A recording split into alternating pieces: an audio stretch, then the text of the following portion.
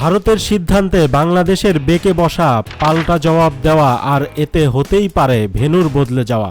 আবার উল্টো কিছু যে হবে না তাও বলা যায় না।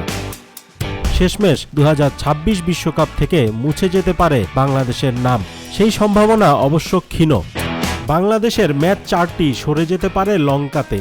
গ্রুপ পর্ব পেরিয়ে গেলে ম্যাচ বাড়তেও পারে। সবগুলোই হতে পারে শ্রীলঙ্কাতে, যেখানে বাংলাদেশ খেলতে পছন্দ করে। নিকট অতীতের ফলাফল তাই বলে। শ্রীলঙ্কায় খেলা হলে সুবিধা বেশি লিটনদের। ভারতে বাংলাদেশের ক্রিকেটাররা খুব কম খেলে।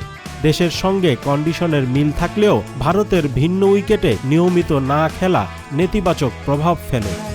সেদিক থেকে শ্রীলঙ্কা আলাদা। কন্ডিশন এখানেও এক, এর সঙ্গে যোগ হবে নিয়মিত খেলার সুবিধা। সুবিধার তালিকায় যোগ হবে নিকট অতীতের সুখদ স্মৃতি।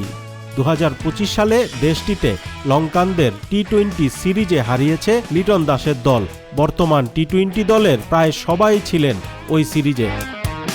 লঙ্কান 3টি মাঠ পাল্লেকেলে, ডাম্বুলা ও প্রেমাদাসায় খেলেছেন তারা।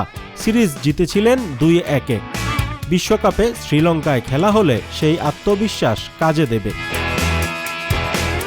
শ্রীলঙ্কায় টি-20 বিশ্বকাপে সবশেষ 2012 সালে খেলেছিল বাংলাদেশ। সে অনেক আগের কথা। টি-20তে ছিল নতুন শিক্ষা। সেবারও পাকিস্তানের সঙ্গে এই ফরম্যাটে 175 রানের দলীয় সংগ্রহ ছিল পাল্লেকেলেতে। দেশটিতে খেলা পরের 10 ম্যাচে 5 হারের বিপরীতে এসেছে 5 জয়। সবশেষ সিরিজে সাফল্য। বাংলাদেশের খেলাগুলো তাই আইসিসি শ্রীলঙ্কায় ফেললে লিটনদের জন্য শাপে বর হবে বলা যায়। 2023-এ কলকাতায় নেদারল্যান্ডসের কাছে হার পোড়াবে না।